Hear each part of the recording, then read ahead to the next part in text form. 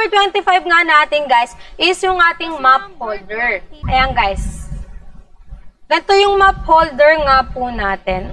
Ayan. Kung gusto nyo naman or ayaw nyo ng malaki masyado, yung maliit-liit lang. Ngayon, kay number 31 tayo. Dalawa po yung map holder natin dito.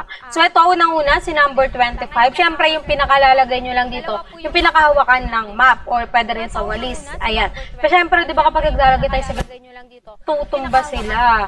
Ayan. Then, kapag nilagay nyo siya, guys, bali ganito yung mangyayari niya. So, bali nakaganyan, di ba? Ayan. I-shoot mo lang siya rito. So, bali nakaganyan, di ba? Yan, i-shoot mo lang siya rito. Okay, ulitin natin. Ayan, ganyan siya, guys. So, di ba, nakalock na po yan. Tapos, ididikit nyo na lang sa wall po natin. Ayan na. So, ito, guys, si number 25 nga po natin sa ating yellow basket.